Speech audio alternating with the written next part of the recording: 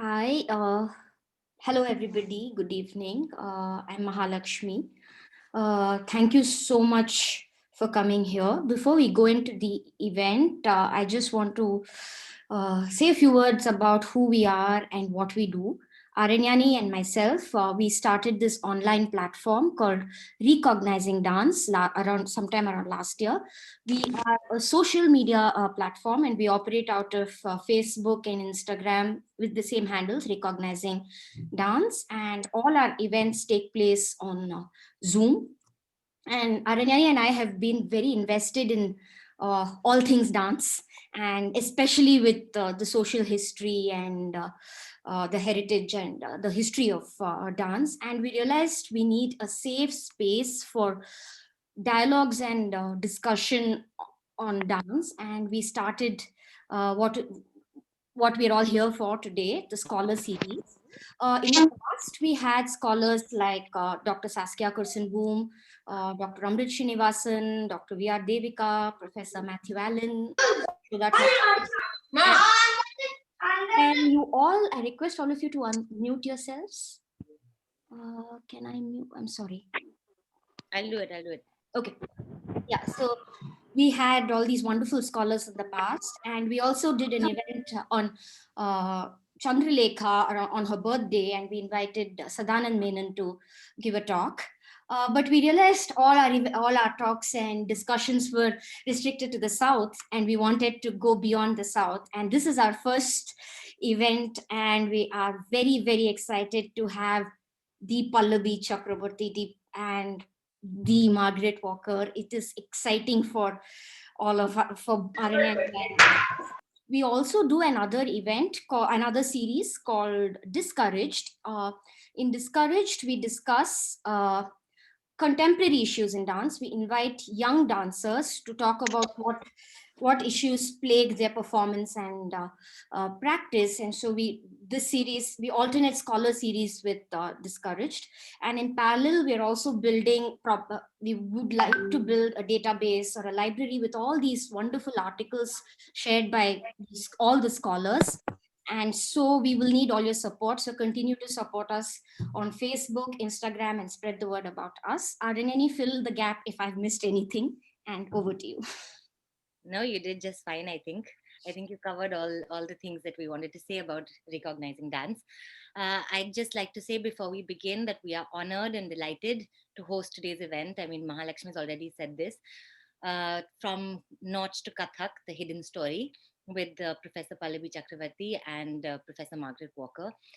And again, as Maha already said, we're both Bharatanatyam dancers, so we started off initially focusing very much on that art form, but we realized very quickly that we wanted to um, wanted to have events where we would also be addressing the histories of other dance forms in India.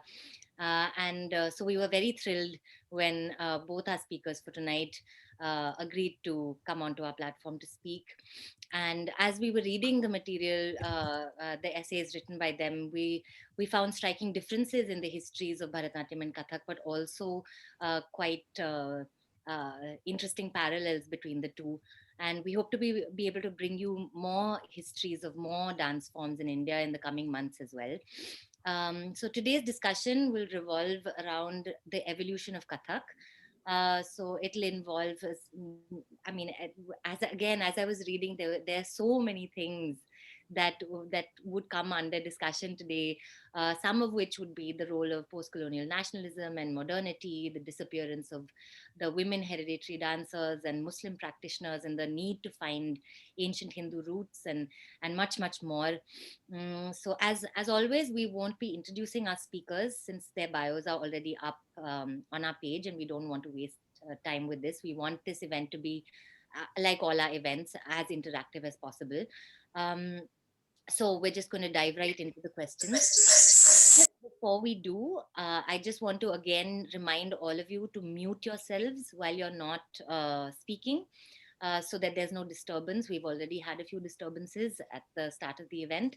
And also, when you are speaking, just make sure during the event that your phones are on silent as well.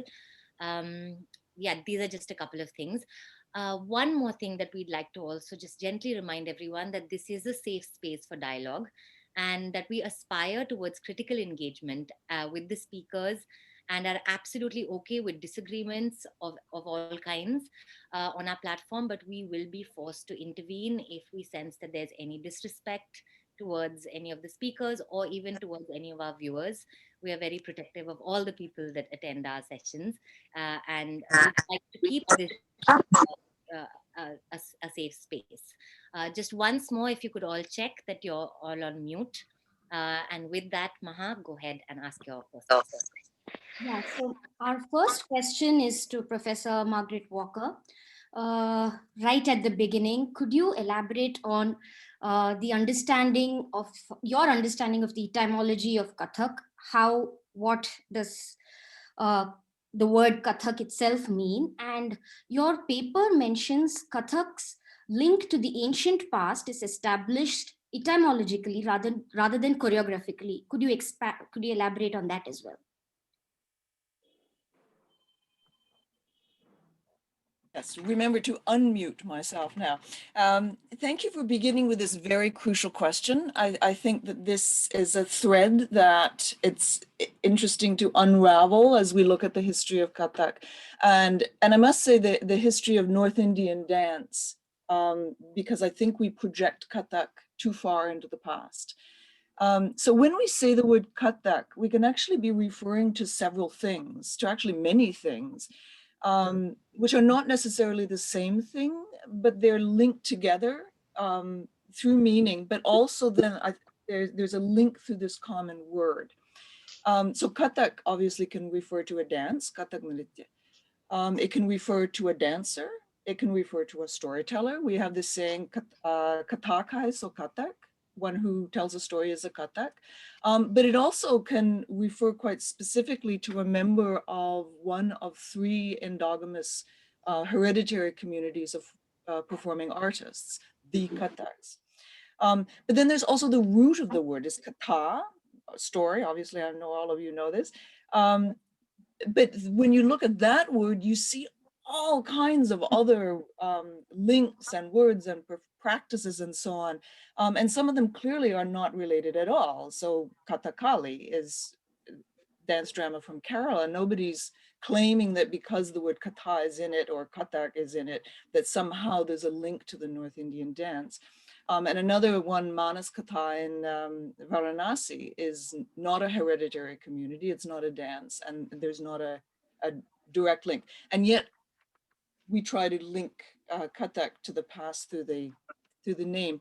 And obviously this polysemy, there's multiple meanings of this word, are not any kind of a problem. I think it reflects the dynamic, the holistic nature of Indian performance practice. You've got music and dance and drama and storytelling woven in and really all through India, north and south. But the question for finding ancient and particularly ancient Hindu roots for Kathak dance has in large part meant a search for this word or words related to it and going back 1,000 or 2,000 years. And this is because, as you say, choreographically, Kathak dance is postures, its gestures, and much of its aesthetic don't conform to sources like the Natya Shastra. And I'm getting background noise from somebody. I don't know if mics can be muted. Can you please unmute yourself? Oh yeah, this. I was trying to find out who it is. No, no, yeah, that's the problem. Can I request? Anyway, I'll continue. So I've lost myself now. Here we are. Yeah, so it doesn't, Kathak doesn't, don't find Kathak in the Natya Shastra. So there's been a search for the name, for the word Kathaka or Kathakash in Sanskrit, in texts dating as far back as the Mahabharata.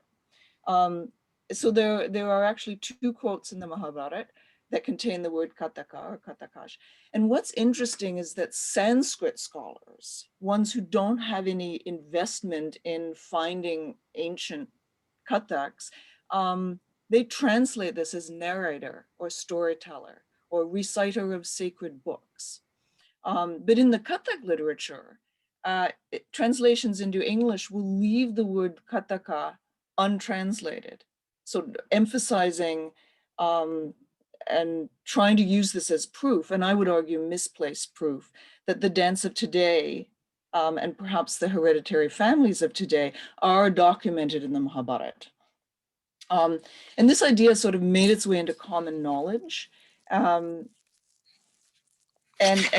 like I said, I would argue that, I don't know, it's a leap of logic in a way. And when you trace the word Kathak as a community, it appears very clearly in the texts of late 1700s, early 1800s.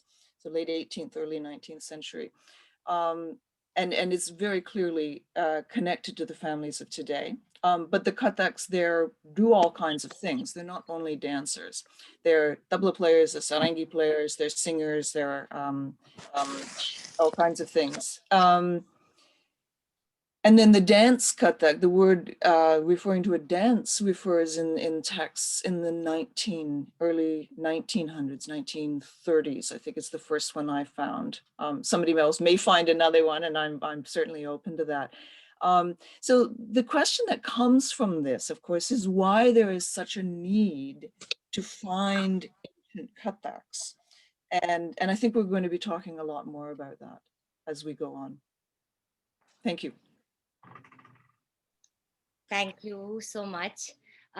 Just another reminder to everyone to please mute yourselves. So I have a question for Dr. Pallabi. Can you talk to us about the origins of the different gharanas, and also why did some gharanas take precedence over others? Yes, of course. First of all, I want to thank you for inviting me and Margaret. It's just wonderful to be together, and we are seeing each other after many years. So it's such a terrific thing to be here. And yeah, and this is a wonderful platform. So really kudos to you for creating it. Especially for Kathak, I would say that we really don't have a lot of forums like this to talk critically about Kathak. So generating this interest is, I think, very crucial today. So I think your question is very large. So I'll try to, because I think you also told us not to go on, and Margaret really wonderfully summarized her response. So I'm also trying to keep it contained. So the first question was about the, could you say it again? I remember the second one, which is about the gharanas. So could you just repeat the question again? Unmuted. Yeah, I always do this. Yeah, could you talk to us about the origins of the different gharanas, and also some gharanas took precedence over others? Yes. So the origins, this origin question itself is, a very complicated question, because then we go back to, okay, the origin of Kathak, and so, and Katha and Kathak, who are these people? So if you look at the gharana system itself in Kathak, you will see that like exactly the Kathak question, that it is not at all ancient. It is actually a very recent invention in the 19th century, and then some of them in the 20th century, early part of the 20th century. So gharanas are very recent. Kathak gharanas are very recent, but as soon as they are invented, they are claimed to be eternal. So in India, we have in music and dance, we have this tendency of making everything very eternal. I'll just say that, in a very broad way, that everything has to go back, to the ancient past. But it is very, so the gharana emergence itself is connected to the Kathak, why it was important to find the Kathak, right? So the gharanas in the Kathak scene, I mean, I'm specifically talking about the Kathaks, that they were important to find these kinds of Brahminical lineages, that it was important. The way I understand it is in the churning of the 19th century, if you go back to, the colonial past and what was happening in India at that time, that it was because the other people, other than the gharana people who have claimed the gharana in Kathak, are this, you had another question, so I have to kind of refer to that also, is that who are the other people who are getting written out of history, this community, you know, biradaris, like these are the mirasis. Now they don't claim, and these are Muslim, they have a Muslim identity. That itself is a complicated identity, like the Kathakas. They do many things, and you know, we can come back to it later. But it is basically about, you know, kind of delegitimizing certain group of people and legitimizing certain identity. So the gharana, you know, it traces back to some kind of a biradari, like a family group with, you know, handed down through generations through a patrilineal lineage, like through a male line. And it was very important to establish that male line, which was again connected to the Kathak community, right? So it had to be a Brahmin community, it had to be a patriarchal community. So if you look at the Gharana systems, they all have these lineages, right? This one learned from this one and this one's father. I'm not going to go into all of that. Those are all in the books. Now, some Gharanas, like which is claimed to be the Raj, you know, the Jaipur Gharana, you know, the Rajasthani style is supposed to be the most authentic. You know, the authentic in the sense that it has the largest historical kind of narrative attached to it.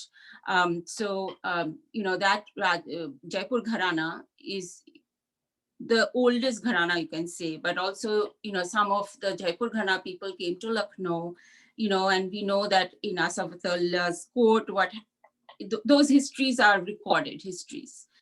So, you know, the Lucknow Gharana kind of takes shape after that. And then you have the, and we all know about Wajid Ali Shah, right? I mean, that's a patron of Kathak who is very much recognized. And then we know about the two other Gharanas. One is the Raigarh Gharana, which is really a 20th century Gharana. And Banaras Gharana, again, no, people don't really know much about Banaras Gharana because that's also very recent. So these two Gharanas are not like the other two, which really can be, there is that patrilineal kind of lineage that can be traced back to the 19th century. So these are the, you know, the importance of the Gharanas itself is connected to the importance of finding that particular kind of patrilineal lineage that will trace it back to some kind of a Brahminical identity of a male patriarch. My question is for Professor Margaret Walker, and again, we're going a little back in time. How are the textual sources such as Natya Shastra, Sangeeta Ratnakara connected to the choreographic elements of Kathak? And what did proto or early Kathak look like? Yeah, so thank you. That's another very, very interesting question that connects the etymological question and the revival. So we're probably going to be going very fluidly through history, which I think is a very good thing. So the short answer is, as I said earlier, the choreographic material in the Natya Shastra does not connect to Kathak. The gestures in Abhinaya Darpana are often taught now in Kathak class, but they are an addition, like in the 1830s, 1700s. These gestures they've been put into Kathak classes. And it's this lack of choreographic continuity that caused this search for the ancient Kathakas, meaning Kathak log, like people. However, Sangeeta Ratnakara and the other treatises, there's a lot of Sanskrit treatises dating from the 13th to the 17th centuries, and they're a completely different story. And there's a number of other important scholars, more important than I am, such as Ranjana Srivastava, Mandrakanta Bose, and they've done extensive work with these texts, and they read Sanskrit, which I have to confess I don't. I've been working in translation, but comparing different translations, which I think is important as well. So in a nutshell, many of the characteristic choreographic elements of Kathak can be found in these texts. So there's rhythmic footwork of various kinds. They're called ghargaras, and you can actually pick some of them out and go, oh, that looks like taragina, or oh, that looks like something else. various types of turns, slow turns, fast turns. And also in a 17th century text called Nirnaya, there are women dancing and singing expressively and using their veils. So that appears in the court of, it's Akbar or Shah Jahan. Akbar, I think, right? It is Akbar, yeah. Yeah, it is Akbar. It is Akbar. So these are women, which we haven't been talking a lot about women, and we're calling this Nautch to Kathak. So let's put these women in the picture right now. The trick is, though, with finding all of these little choreographic fragments is that they're not together as one dance. So you don't find one dance that has rhythmic footwork and spins and gestures with a veil. They're all here and there and everywhere. And they're performed by quite different people. So Persian female dancers in the court of Akbar versus male entertainers doing footwork. They're different people. Also, none of these choreographic elements are ever called Kathak. That word is nowhere in these sections about choreography. And none of the performing groups, because there are performing groups listed, they're not the Kathaks. They're Nautch and Bhagat and all kinds of other names that you can find. There are Kathakas in Sangeet Ratnakara, but they're in a completely different chapter, and they are narrators doing something different. So in some ways, a lot of ways to say that there's evidence of early Kathak in these treatises really isn't accurate. So which dance element would you choose and say, well, this one's the early Kathak? So they're not. I've used the term proto-Kathak in my work, and I might even retract that now. And it's a lot like this question of the word kata, or Kathaka in its broadest sense. The footwork and turns are everywhere. It's part of the South Asian dance scape. So I liked it, Pallabi Ji, when you were questioning the idea of looking for origins, because I think this is something maybe we should back off from, because there's always a temptation researching history to take what we value now, what we see as important now, whether it's an important dance element now or an important aesthetic or value system, and assume that because we think it's valuable, that there must be this evolutionary line leading to what we are. And so then we, as not very good historians, perhaps start looking in the past to find the origins of this thing that we now value, whether it's a dance or a philosophy or whatever. Sometimes it's there, but I would say more often it's not. And that's why I like this fluidity. History does not happen in straight lines until people write it like that. So that's all for now. Thank you. Thank you so much for that. I had a question for you as well, Professor Walker. What do the Indo-Persian and Persian writings teach us about Kathak origins? So maybe we should say Kathak history? Yes. Or maybe we should even say North Indian dance history. Because Pallabi Ji and I are both saying that, Kathak is in 19th century, early 20th century, coming together like a confluence of all of these things, but it's not like the end. What's the word I want? Like this is the goal of all of these things, was hooray to come together for Kathak. Kathak is there, but then all of these other streams of dance and artistry, they go on anyway, through Kathak, around Kathak. And that's what makes it a beautiful, living, creative art form. Anyway, I'm not answering your question. So yeah, we keep looking for origins. I think we miss parts of the story. There are parts that don't end up in this origins narrative. But this is really, really crucial question because this material has largely not been consulted. Madhu Trivedi is the only scholar I know who's examined Indo-Persian sources focusing on dance. I may be out of date, so somebody wants to correct me and say, oh, but so-and-so's doing dance. So, but also, if anybody on this call is young and scholarly and looking for a project, there are dozens and dozens of research gaps in this. Somebody's excited. I don't know. I have to check. That's okay. Can you unmute mute yourself?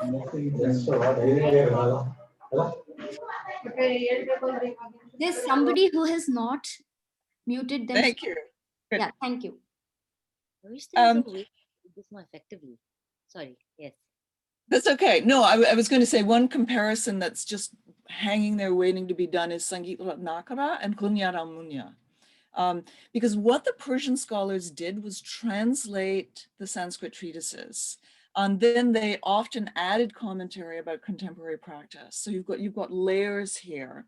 You've got the original treatise, you've got the translation, which, as I think all of us know, when you translate, you make decisions about what words you use and how you translate. So the voice and the place of the translator is in the translation, and then there's commentary on top of that. So Kunyat al-Munya is a translation of Sangeet Ratnakara, and it postdates it only by about 100 years, 125 years. So that's really interesting. So anybody's looking for a historical project, there's a really neat one. There were also original texts in Persian. And in addition, adding this into the search for Kathak stories, the Ini Akbari, which was written about the court of Akbar. And there's a whole chapter about performing communities, and there are no Kathaks in that chapter. They do not mention Kathaks or Kathakas. Muraki Delhi from the 1700s, same thing, no Kathaks. And really amazingly, and Pallabi ji mentioned Wajid Ali Shah, in Wajid Ali Shah's books, there are no Kathaks, which we know that the Kathak communities were around and robust and performing and doing all kinds of things, because they're in Modernal Musiki and Samaya Ishrat as well. So these are Urdu texts that I'm referencing right now. They're from the 1800s. They're treasure troves. Modernal Musiki is the mine of music. So it's the treasures are in there. And again, the dance part could be looked at a whole lot more. Sorry, and it's in these Urdu texts that we find the Kathak communities, the Kathaks, and names that clearly connect to today's Lucknow Gharana family. And also in these Urdu texts are Gut, which clearly connect now to what we dance now in Kathak as Gutnikas. So I've done a fair amount of work combing these sources for Kathak, although there's still not a dance called Kathak. There are people called Kathaks, and the elements are more a single dance at this point, but it's not called Kathak. I focus mainly on Gut. There's still a great deal of work to be done just on North Indian dance in all these sources, Persian and Urdu, without looking for, like maybe it's a very good scholarly trend to stop looking for Kathak and just saying, what's there?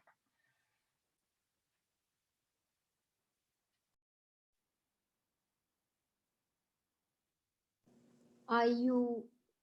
Yeah, so. Yes, thank you. Sorry, thank you, I'm done. So what I'm going to do now is I'm going to mute everybody, and I request the speakers to unmute themselves when they have to. Yeah. Mute all current and new participants. Mute all. Yeah. So Pallabi ji or Professor Walker, just unmute yourself when you have to speak. So we're sorry for this. We didn't. Yeah. My question was for Professor Pallabi, and my question is, how and when did the Brahmin men enter the scene? And because the ustads were originally Muslim men, and what happened during revival to these or to the ustads? Yes. These are such complicated questions. First of all, again, that origin question, we keep going back to this, that the original people were ustads. I mean, because if we do not agree that there is an origin, then to Kathak, right? That this was Kathak and these were the ustads who were doing Kathak, then the question is more fluid, right? Then we have to think about what kind of communities were performing these dances. and who were the actors. Actors in the sense of who was dancing, who was playing music, who was taking care of everyone. Like, we are talking about communities of performers here. And they can come from, so the complication is when we are looking at the colonial past or pre-colonial past, then we see that, even these identities of Hindus and Muslims were not so separate. These identities were fluid itself. So, to say that this, so if you look really comb through all of these, it's so confusing that these identities, the caste identities, let's say, of someone, because even Muslims have caste, can change later on. I mean, this idea, a particular caste name can be referred to as a tribe name, again, in one of the, British census. So it's very confusing to even kind of look at all of this, all of this material. But going back again to the question of what happened to the Muslim communities, right? And I was mentioning the Mirasis. And just the other day, I was reading about the Mirasi community. It's like the Kathak community, right? If you want to kind of generally understand this, that the Kathak community has performers, musicians, dancers, or whatever. The Mirasi community is a community like that. But and it comes from the word, again, etymologically, we can see that the Mirasi, it comes from the word miras. Miras is an Arabic word, which means inheritance. So it has got, again, it has got nothing to do with the actual dancing or music, right? So inheritance, meaning we can think about it again as a biradari, as, people who are connected through some kind of bloodline. What one could imagine, like that's what it means. And it has performers, musicians and tabla players, like tabla players or stringed instrument like sarangi players and so forth. Usually they were associated with the musicians. And they had to be purged. So this is what I was saying, that, in Kathak, the most important questions to me have been the religion question, that what really happened to the Muslim performers, and the gender question, what really happened to the women. And these two things are very, very interconnected and confusing. So the Muslim women had to be purged, and anybody who were performing with the Muslim women were the Mirasi community, right? These other musicians. And so the stigma was so great that whoever was associated with the Tawafs had to be purged. And so the Kathak community, the Brahmin lineages become very important in the 19th century, right? This is the churning that I'm talking about. And the past kind of organizations of the 18th century, or even prior to that, in terms of how people were thinking about music and dance or performing music and dance, completely is transformed in this particular transition, societal transition that is happening, in the 19th century. So the ustads,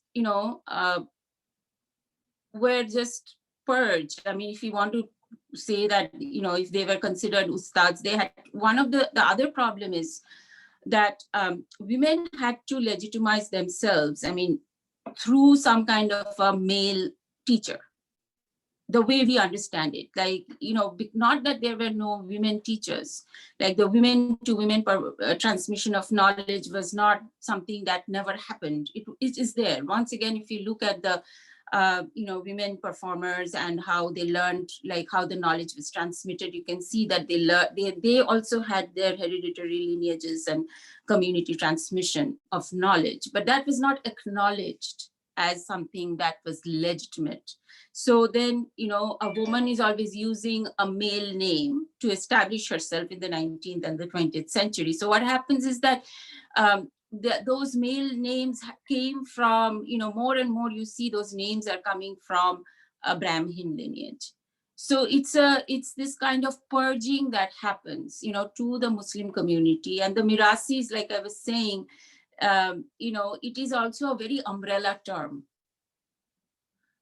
that it really has many communities within it.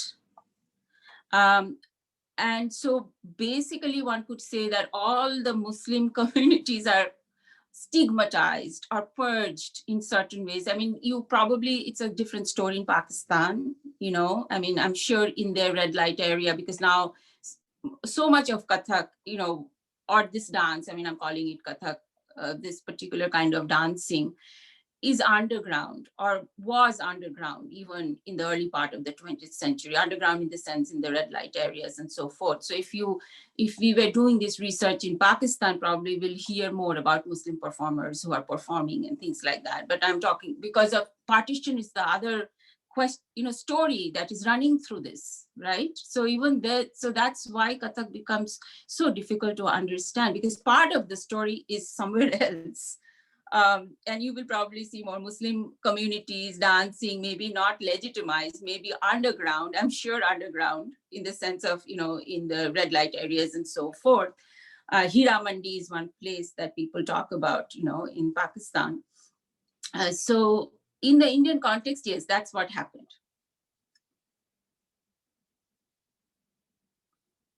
In terms of the Muslim practitioners kind of being delegitimized. Even today, we have very few, actually, there are Muslim dancers, if you think about it, in the general spectrum of performers and dancers in India, but very few Muslim performers, generally. Thank you. I have a question for Professor Walker. Could you tell us a little bit about the tawayufs in the courts of the Hindu kings? Thank you. I just wanted to do a show and tell for a couple of people who've written in the chat. Reaching into my bookshelf. It's Nartana Nirnaya. So thank you for writing that in the chat. But yes, I have this. And a very, very interesting text it is too. So yes, once again, it's funny you started with etymology and I keep going back to words and what do they mean. So this is another question where we have to look a little bit at etymology. And I've actually got quite a short answer because I think this is going to tease out into more discussion. But if by tawayuf you mean a female performer in a matrilineal community who's not bound by conventional patriarchal relationships, then of course there were women like that in South India and in the courts of Hindu kings and the courts of Hindu kings in North India. So I believe that Devadasis sometimes performed at court, but there were also Rajadasis, who were female singers and dancers attached to or associated with Hindu courts. So this isn't my field of expertise at all. But sorry, I have books out here. You probably have heard of Devesh Sonaji and his book, Unfinished Gestures. And I actually marked some of it. I won't bother reading it out loud, but he's talking there about how, like Pallabi was just saying, that those women have been written out of history to privilege the Devadasi story. And yeah, the question of courtesans sort of broadly as an English word to use.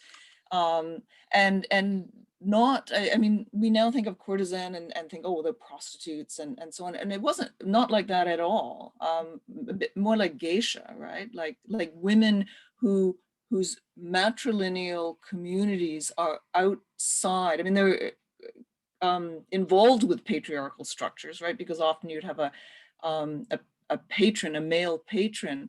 But many of these women had long-term exclusive relationships with a male patron, but they performed in public, which if they were married women, they wouldn't be able to do that. So there's a lot of very, very interesting literature and very, very good research about women and also, you know, cross-gendered people, cross-dressers and so on. And that's another erased story that belongs, if we stop looking for the origin of Kathak and start looking at what's going on in Indian dance, there are so many stories. But I think the most important point is that communities of women performers not bound by conventional marriage relationships are not a North Indian phenomenon. And they're not even an Indian phenomenon. This is everywhere. That in Indonesia, Indonesian culture, Indonesian dance, you trace it back to the same sort of origins. But if by Tawaif you mean North Indian women, again, my friend and very good friend and colleague Devesh found some wonderful evidence of a troop of Tawaif women who traveled south to one of the Hindu courts. And I was looking through the book and looking through the index, and I couldn't find whether it was Tanjavana or where it was, but it was in the 18th century, I believe. And I found this out when I was at a presentation that Devesh was giving, and he showed a video excerpt he'd recorded of a very elderly former Devadasi doing Abhinaya. And I thought, this Abhinaya looks like Kathak Abhinaya. And I said, this is interesting. And he said, no, this is where it came from, that there was this cross-cultural flow between North and South India. So yeah, I don't know if that answers your question, but yeah, we're calling this from Nautch to Kathak, and yet very interestingly, we're talking about men most of the time. So it's nice to have the conversation shift over to the women. Thank you. But I come back to the question. So when we're talking about the Tawaifs of the Hindu courts of the North, did they exist? I'm sorry. Oh, I see. I would say, of course. Okay. Do I have the textual evidence for that? No, I haven't done that research. Okay. Yeah. Okay. But to say that somehow they didn't, I don't understand why that would be. So if I may, maybe I'm misunderstanding the question, but I just wanted to say that when you mean the wives of the Hindu courts of the North, like Rajasthan, I was just talking about, Jaipur Gharana, right? So if you mean that where there the wives in Rajasthan, in courts, in Rajasthan, in Amber, those places, yes, there were the wives in the Hindu courts, because the Rajput kings, Maharajas who were patronizing these communities did not distinguish between, if you look at this, did not distinguish between Hindu and Muslim like that. It is the Indo-Persian culture. If you look at miniature paintings, right, it will give you the idea of the Rajput kings and what they were doing. So of course they did have Muslim tawaifs in Hindu courts. Okay. And if you think about it, Gaur Jan, who's one of the most famous, because of, again, lack of our knowledge, but she is the most celebrated tawaif, who actually traveled to Mysore, right, from Calcutta. She traveled to Mysore, to the court of Mysore. So this kind of travel between different regions, of course, was in the past, but because Gaur Jan, we are talking, early part of the 20th century, but those kinds of traveling and exchange of courtesans and musicians between courts, where one could imagine that they were very much there. I was just reading somewhere also about Nizam's court, right? Because they were Kathak tawaifs. Kathak, again, I don't know what kind of dance they were doing, but they were doing something, and they were tawaifs who would be traveling to Madras also, from Hyderabad. So there was this kind of movement of the tawaifs, which are also evident in photographs. Like if you think of various different photographs from those times. I think Professor Walker wants to say something. Can you unmute yourself? Yeah, I'm watching what's coming up in the chat here, and also Pallabi just mentioned as well, the importance of iconography in all of these, in all of this research. And just a short story was that was what set me off on this trail of research, was doing an iconographic study of Indian dance and looking at all these paintings and so on. And then also at the same time reading the history of Kathak, which is all about men, and looking at all these paintings and thinking, where are the men? And then I thought, oh, Vajra Ali Shah was a dancer. Let's find some pictures of Vajra Ali Shah. And then, no, forget Vajra Ali Shah. Where are the men? Where are the male dancers? And that set me off on saying there are untold stories here, because we've got a textual story saying one thing, and we've got a visual story saying something quite different. So the next question is for Pallabi ji, and your work about how dance and identity has changed and how it is today in terms of Bollywood and the whole reality TV industry. It's very fascinating of how you've thought of. So my question for you is, how has identity of culture and women and the woman changed from the times of Tawaif to the item girl today? Okay, I'll try to answer that question. Again, it's a very broad question, but I just wanted to go back to what Margaret said in terms of textualizing, because I wanted to emphasize that part. A lot of times what we know about the past is through textual sources, right? The Natya Shastra itself, because this is how history is constructed. And so we have to kind of look at whenever whoever is doing this kind of research. I know that now people are doing more and more dance research, because dance history is part of history. It's not something, like we have ethnomusicology, or as if it's separated out from the history of the nation or whatever, region, whatever you want to call it. But it is history. So then you have to look at how history is being written, who is writing history, and history means textualizing. And then Natya Shastra becomes so important for Indian dance, because that's how it is historicized, right? Textualized. But as you know, our dances, you guys know very well, it's an oral tradition. People do not look at text when they're dancing. So this is the problem of how we are doing history even today. We constantly, and with certain ideologies today, what the government is doing, rewriting history, and people are constantly, I'm seeing, going back and establishing the ancient roots. Again, another Sanskrit text has been found, and this is the history that I'm going to write, and again textualizing and creating linear histories from Sanskrit sources, and obviously extremely Brahmanizing project that is going on. So I just wanted to mention that one has to be aware of how history is being what history means, that how performance is being textualized, and that there should be some kind of a conversation about that.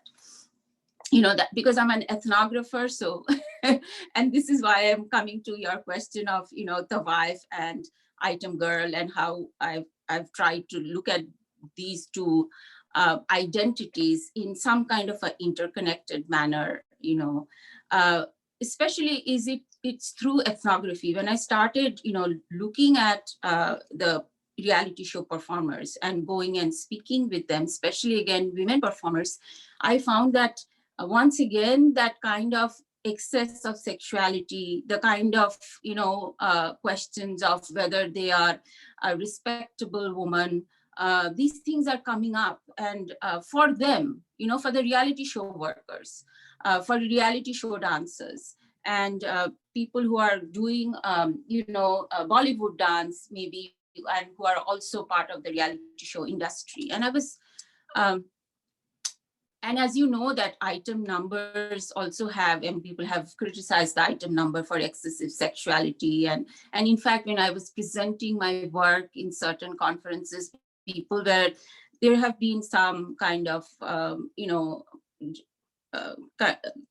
very snobbish attitude towards the kind of legitimacy I was granting these women by looking at them from an academic perspective, especially among the dance community, because we have this kind of attitude that the classical is supposed to be the spiritual part, and why am I looking at something that is part of the commercial world? So all of these attitudes are so deep within us. So that's how I thought that, oh, this is the same kind of situation happening again in terms of respectability. Because one of the problems with the Kathak milieu that I have tried to explore, again through ethnography, trying to talk to women who are performing today, I have seen this question of legitimacy or authenticity. Like, you're an authentic dancer, you are a Kathak dancer. You want to say that if you don't belong to certain gurus, then you are not legitimate or authentic. So the question of authenticity and the question of respectability, because of the stigma of prostitution that gets attached to Kathak, and the Muslim identity. And the stigma of the Muslim identity is even deeper because of the whole colonial project of delegitimizing the Muslim, the Mughals and all of that. So it's so deep historically. So when you're looking at all of these things in the context of Kathak, then you see that, okay, there are two things that keep coming back. And now we see this in the context of the reality show, that you're not an authentic dancer. The dancers are, we all have this attitude towards reality show or Bollywood dancers that, oh, that's just commercial, or they're not really dancers, or whatever people say.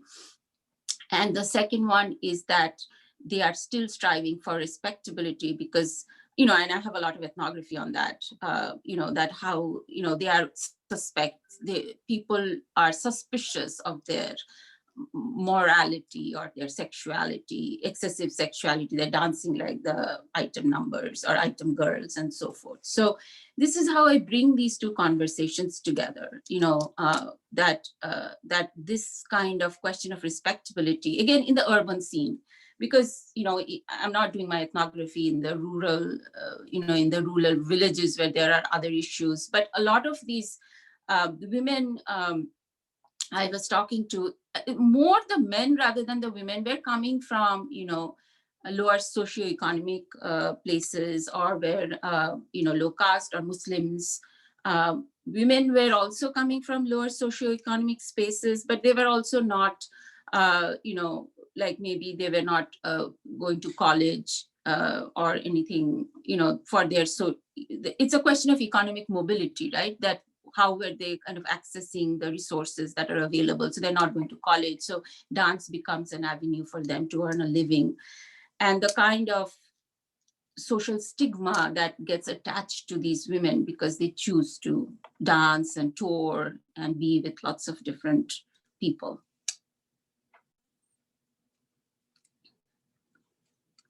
Okay, thank you so much for that answer. We'll end our questions with a question for both of you. It's a longish kind of question, but both of us, we see some parallels between the revivals of Kathak and Bharatanatyam, and I mean whether it's the erasure of the hereditary women, or whether it's the emergence of kind of Brahminical domination in both the dance forms. A previous event of ours had also discussed Anna Pavlova's influence on Rukmini Devi. And so we were wondering what the role of an influence of Anna Pavlova, Ruth St. Denis, was on Madame Menaka and on Kathak dance as we see it today.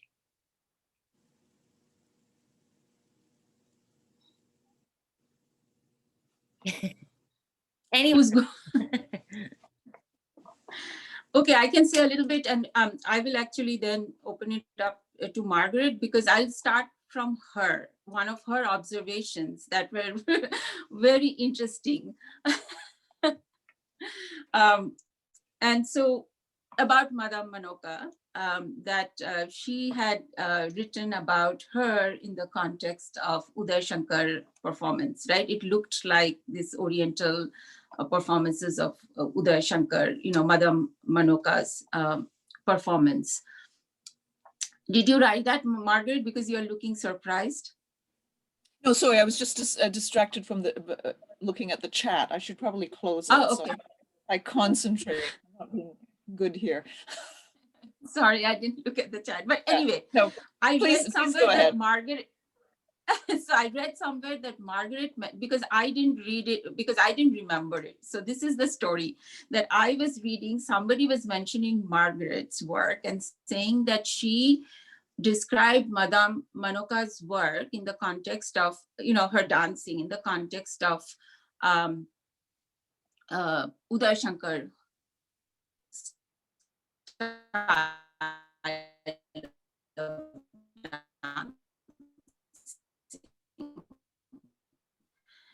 And that very internet, you will see that there's a lot of archives on Madame Menaka, that because she was touring in Europe, in Germany and so forth, that there are, and in France. So people have, I think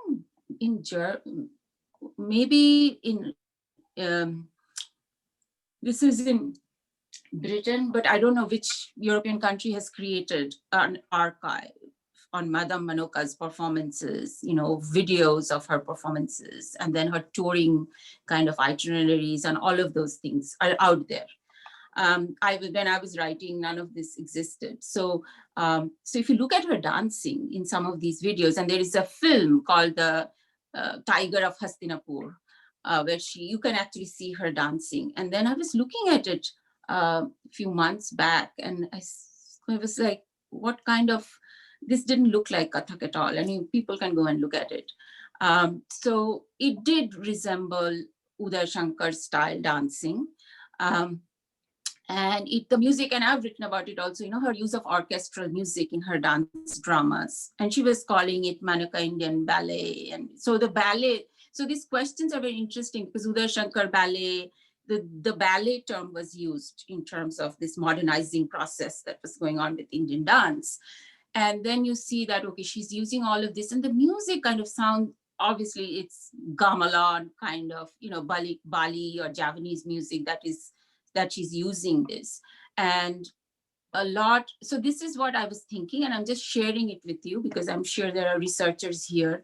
So I was thinking, this is so interesting that this, going back to Bali, right? Even Tagore does this, and there are interconnections between Tagore, Madame Manoka. This is the revival period that is going on. So this Indonesian stuff coming in, it was very interesting for me to think about it, like why? Of course, there's so many reasons. It's beautiful out there and their culture is so beautiful, but I think the Hindu connection becomes important also. So it is the part of the some kind of authentic, and this is projection. So I'm not saying that any scholarly evidence for this, but just to see how this, because it's Bali, this search for Hindu identity is perhaps part of how all of this was coming together, right? Because Madame Manoka's dance is also called Hindu dance. Uday Shankar goes into the Western performance, it's called the Hindu dance. And then we have Balinese music being mixed into all kinds of orchestral music. And Madame Manoka definitely does not use thumris and ghazals, and so kind of purging of the mirasis, again, if you think about it in those terms, like the Muslim identity is again getting out of the picture. I was just thinking about it, so interesting in terms of this revival. And the Ruth and Dennis, again, is very important if you look at her performances of Radha, and then Krishna, and then of course she does Nautch dance and all kinds of things. She's influenced by Del Sarte, who is this expressionist dancer or mover.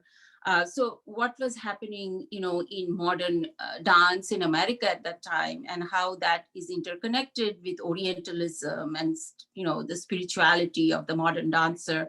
All of this kind of is interconnected, where you find the Hindu identity, whatever that is, because as you know, Hinduism is also an amalgamation and is a creation of the colonial period.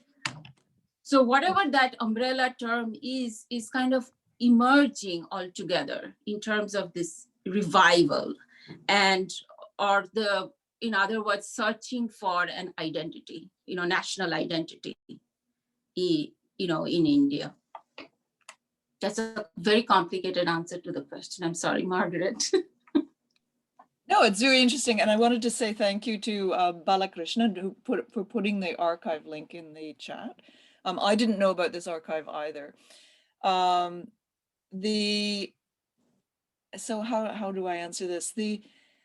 So this is part of the problem of trying to find this straight line, because there is this really interesting moment in the early revival where the new dance of India, which was Uday Shankar and Madame Manoka and this modernist, very connected to North American, mainly modern dance, and with Anna Pavlova, but also people like Ragini Devi, and who's the other one? La Marie, like there were these American society, the American society ladies who came over and I mean, in some ways sincerely wanted to learn, but they brought a real Orientalist mindset with them, that they were going to India to find the ancient dance of the temples.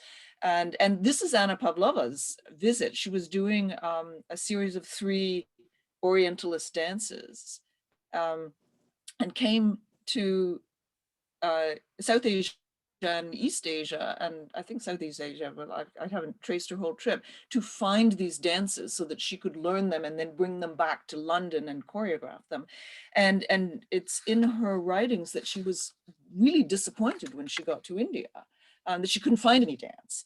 And she saw the performance of a hereditary woman performer in Kolkata, it was no doubt a Taif, and she said that it was not dancing. She said the woman was certainly an artist, but not a dancer. So of course she was probably doing Abhinaya, and perhaps seated Abhinaya, and you know, the connection's not there because of this way of parceling off, this is dance, this is singing, and this is acting, and separating all of these things, which arguably in India doesn't happen. Like Sangeet is music, dance, and drama, it's everything. There's a very long thing in the chat right now. I should turn the chat off. I'm going to get distracted again. But when you look at early, like 1940s books about Indian dance, they have Kathak, they have Sadir, and then they have the new dance of India, and then everything else is bundled together as dances in transition. And then once, like with that seminal issue of Marga magazine, there's one on Kathak, but there are ones on other dances as well, that legitimized and authenticized the classical dances of India, which have since been added to. And it was like that whole period before where there was all this flux and interaction, and with modern dance and re-choreographing and reinvention, almost got forgotten. And what used to be the new dance of India became like the old dance of India, like that's the part and then we want to jump back and say these new classical dances legitimized after, I mean, this is after the revival in a way, this is the end of the revival and after independence. They get legitimized and codified, they go into the schools and institutions. The Indian government gives out scholarships to non-hereditary women to come and learn these new dances. And the past, the immediate past of Madam Menaka becomes Kathak, which when you look at the videos, she's not. Although there's one scene in the Tigral von Eshnapur where she's doing the end of a Gatnika. She's doing the glide backwards, like toe flat, toe flat, toe flat, toe flat. Just one little bit and you go, ah, and then it's gone and she's back doing something Orientalist. So that gets reinterpreted, rewritten, and then the female voice before that, of course, with the anti-Nautch and everything gets completely erased, or represented in a way that says that's not us. So yeah, it's a really, really interesting. Again, there's room for research there. Anybody's a burgeoning dance scholar and wants to, and if the footage is available. I mean, Madam Menaka and her troupe danced at the 1936 Olympics in Berlin, and I would love to see that. If there must be footage of that because the Nazis filmed everything, right? And I don't know, maybe it's on that archive. I'll have to go. I opened it, so I'll bookmark it, and I'll have to go look after this is over. Thank you so much. I think we're ready now to take questions from the viewers. Dr. Palaniappan has a question. Dr. Palaniappan, can you unmute yourself and please ask your question? Also switch on the video. Yeah. Yeah, and switch on your video, please. This question. Oh, sorry.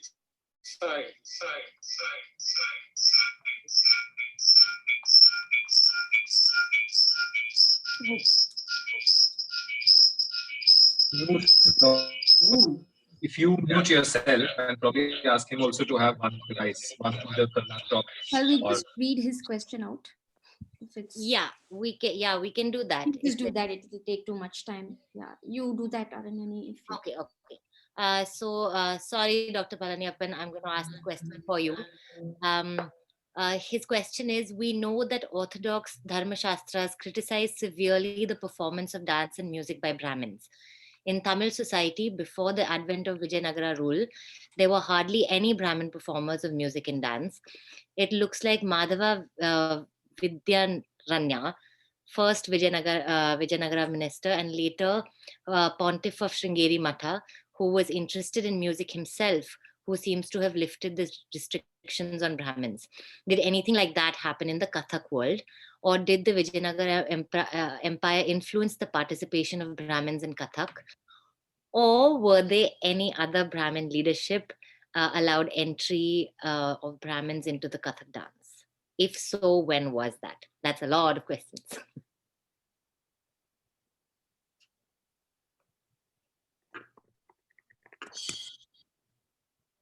Okay, so we're both sitting here in silence because this is a very rich question and has a lot of layers in it.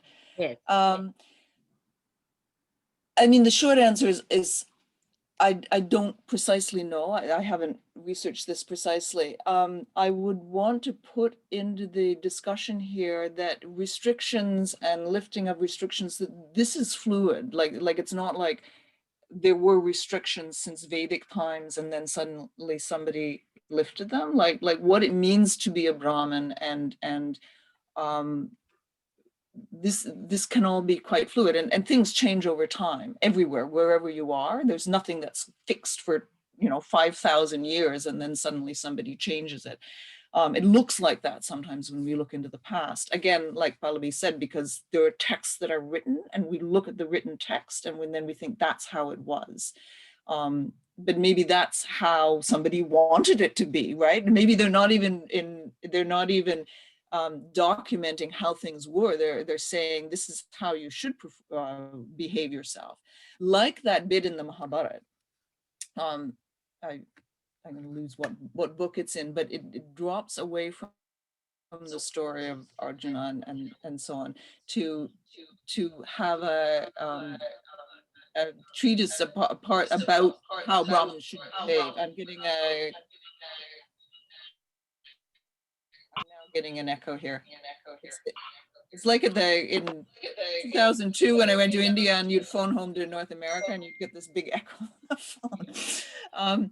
So yeah, that's about how Brahmins should behave. And one of the things, I mean, that's the quote about singers and dancers and rope dancers and storytellers said Brahmins shouldn't do this. And if they do that, then they shouldn't be invited to Shraddhas.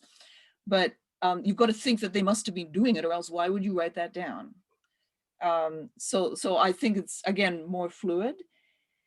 As far as Brahmins entering into Kathak, I would say that, again, this is part of the shift that Pallabi has been talking about between shifting things away from Muslims and definitely away from women.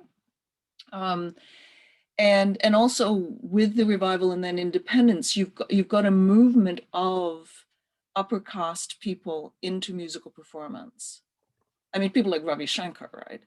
And it happens, it's not just something that happens in dance, it's sort of en masse that you get upper caste and upper class non-hereditary Hindus coming into music and dance. And like I said, there was a purposeful move by the Indian government in the early 1950s, late 1940s to give scholarships to young women, Brahmin young women, like Maya Rao is a really good example, to come and learn Kathak, so that Kathak, I mean, it's a gentrification that's going on, right? You have Brahmin women of impeccable background and character learning this dance, and then that raises its status and moves it away from mudra and whatnot. So I don't know if that answers the question, but that's the best I can do. Does Pallabi ji want to comment on that, or should we take the next question? I mean, I can briefly comment. I think Sure. Margaret elaborated it quite well. I can say this, that if you look at the hereditary, male dancers and the Kathak community, that people who are now, occupying these Gharana lineages, that their Brahmin identity, again, if you look at the, census and caste identity and all of that, some of them identify as Rasdhari Brahmins.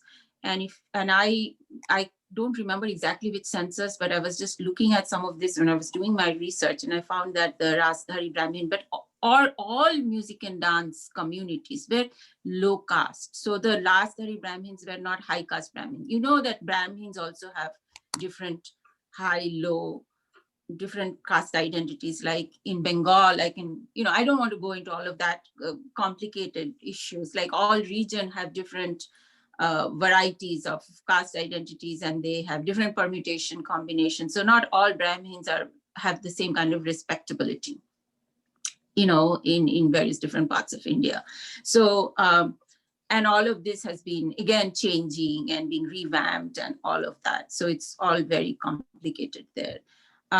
In terms of what Margaret said, that, Madam Manoka was supposed to be the first Brahmin women. That is very much there in the text that you read, that the first Brahmin women to dance Kathak.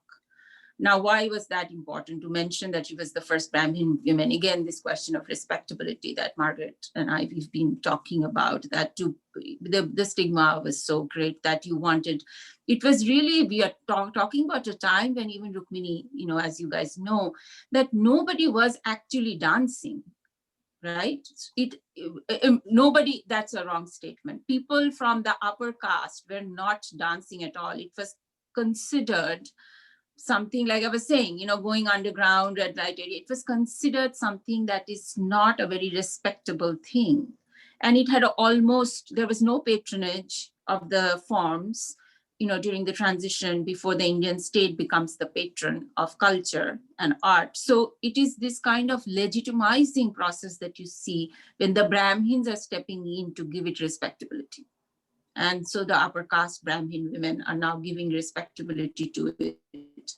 And then middle class women starts to dance. I mean, that's the story that you hear. And Tagore is part of that story too, right? Like Tagore and what he was doing, Rabindranath Tagore's dance, Uday Shankar, all of this is part of that story, respectability. Can I have Arpita unmute?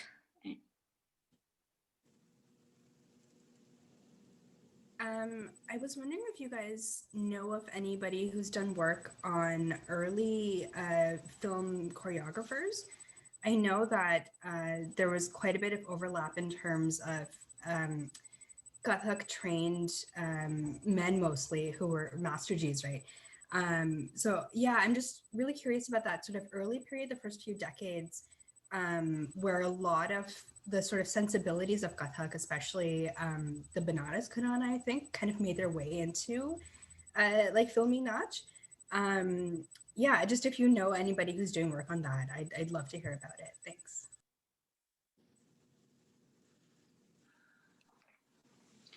I'm going to give this to Pallabi Ji because I think she's been doing work on Kathak and film. That is a glaring gap in my book, and I'm amazed that none of the reviewers ever pointed it out, that I didn't research that, because that is part of the story.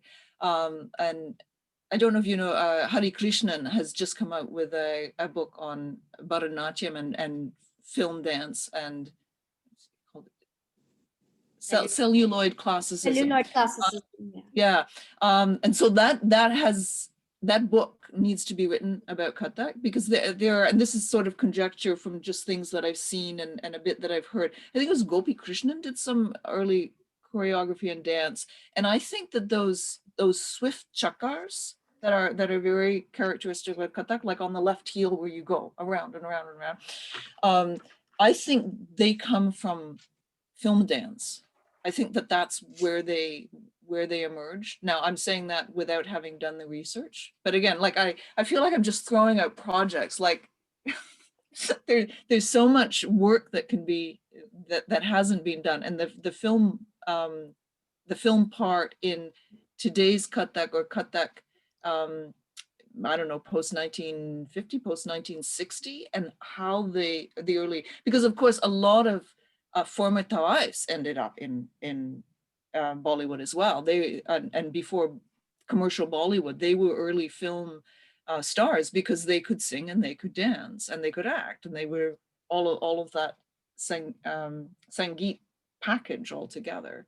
And it was a way of, when they, as the courtesan world collapsed, it was a place to make a living.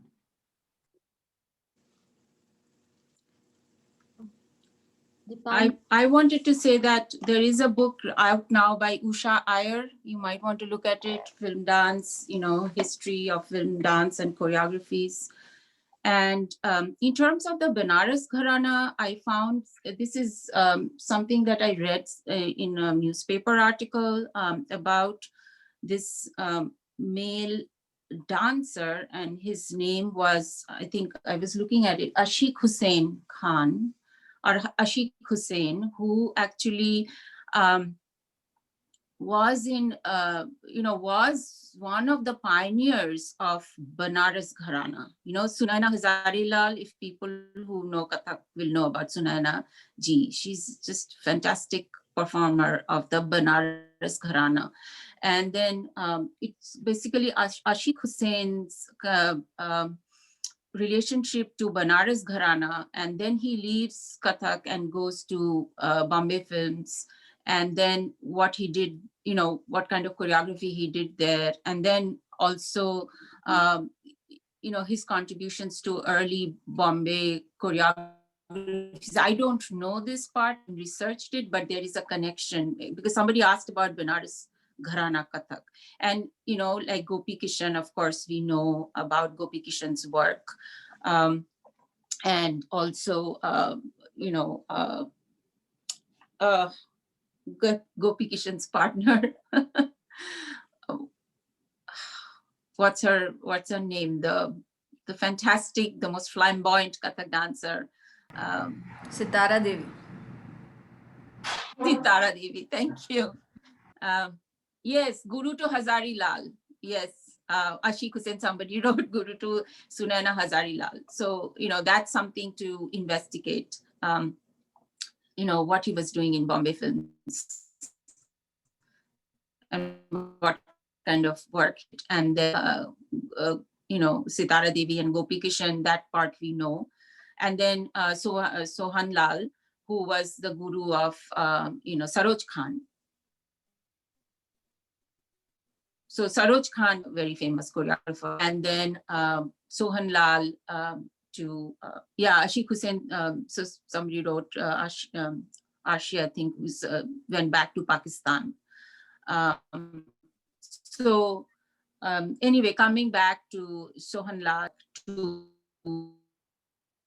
Saroj Khan, who was also choreographing in Bombay Films, and Jaddan, and through the music, the Thumris and the ghazals, you have to also trace those kinds of connections.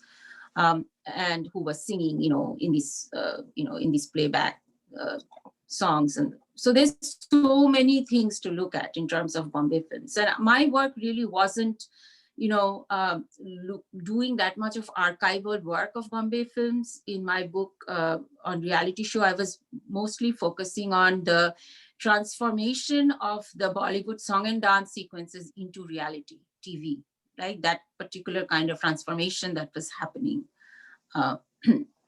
So that was my focus mainly. Dipanjali asks next, can you start your video? I shall find a way to spotlight. Oh dear. Okay.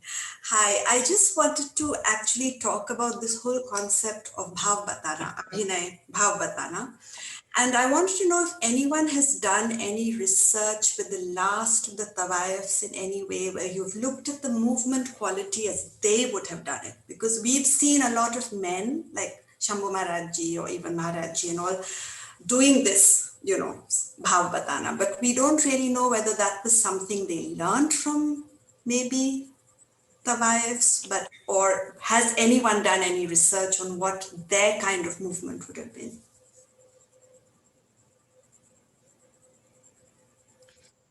That's the saddest part, that there was no recording of that, right? We can only, the songs have been recorded, as you know, but the dance has not been recorded. One could only project from looking at how, some of this came into early Bombay films. I've looked at a lot of this footage because I was so interested in this at one time, and it became a futile kind of thing because it is very difficult to kind of see exactly how they were emoting or dancing. You can read about some of it in travelogues, like colonial travelogues and things, like Annie Parks, or some of the stuff that, I remember, like how that these people are describing. I mean, Margaret has also done this work, like how they are describing how they are dancing. And we can only look at these descriptions or look at photographs and things like that. But also I have looked at a lot of old Bombay films, and also, films from Pakistan, to see how these song and dance sequences were being filmed and how these women were expressing themselves. So that's also kind of an archive, right? But we know that, of course, it's film, so it's a different kind of archive. And I do think that it seems, the Thumri genre seems to be very relevant here, and people have written about it also, that the song and the music can dance together, because Thumri, now we think about it as just music song, we don't think about it as music and dance together. So Thumri was a music and dance genre. It came together as music and dance, and women were, as we know, bol bata na, that bol banao Thumri, that women were writing these things and performing these things. So one could imagine that this is how they were expressing themselves, through those. It was definitely more emotional and expressive, if that makes any sense. And using more of the facial expressions. And definitely, this is again projection, because I've thought about these things a lot, that very, the quick turns and the footwork, like the more and more and more, if you look at from the past to the present, how much faster and more skilled it has become. Right? If you look at older footage, and you will see how everything has become even more frantic and frenetic. Now Kathak is like, I can't even look at it, to be very honest. It is so frenetic, most of it, to me. Very old-fashioned person that I am, that I want things to slow down a little bit. Where is Vilambit? Where is Madhale? Why is everything Drut? So I think that those are, that perhaps things were far more Vilambit and Madhale, in the past. I don't know if that makes any sense. Yeah, no, I think my question sort of came from the fact that people have made, there's been that film Tawayuf Nama, where, the last of the Tawayufs. And I just thought maybe someone had, or were they only singers left? I mean, did they only admit to singing? Then maybe they didn't admit to ever having learned dance. So that was my question, whether anyone actually even saw a small performance or somehow, saw something. I think I was in that sense. Oh, so I misunderstood, because there are there are women dancers now who are performing. Again, I'm saying red light areas. At least when I was doing my research, you could see like Madhuri Devi, she was singing and dancing. And there are lots of videos of women who were doing this, even like film like, yeah, and those bowls are exactly the bowls that we do. So of course they were singing. Okay, yeah, thanks. Yes, of course. I was thinking about, like you were thinking that the question question was that how was it in the, earlier times? But they were, because they are still singing and dancing in the, in the red light areas. And some of that looks exactly like what we do. Okay, thank you. So I'd like to bring attention to the work of Amy Maciejewski. I think her website exactly. is Sangeet Mill. I should write it in the chat. S-A-N-G, I think it's EETMIL. And she's done a number of documentary films working with Tawaisan families and hereditary families and so on. And Madhuri Devi is part of that. So once again, there's this not amalgamation, because it's one form, right? There's not even a word for it unless you say Tumri or Abanai but of singing and dancing and gesturing and facial expressions all together. And one of the things that happened in the gentrification process and the revival was where these things were pulled apart. And you're absolutely right that there were women who were from Tawai lineage who would gentrify themselves by being singers and not dancers. And I'm saying that the difficulty is that I think the vocabulary and the movements are preserved in people's bodies, and preserved in people's bodies from their gurus, from where they learned, and so on. And I would say that some of the really spectacular Abhinaya that's in the Lakhna Gharana, there's a connection there.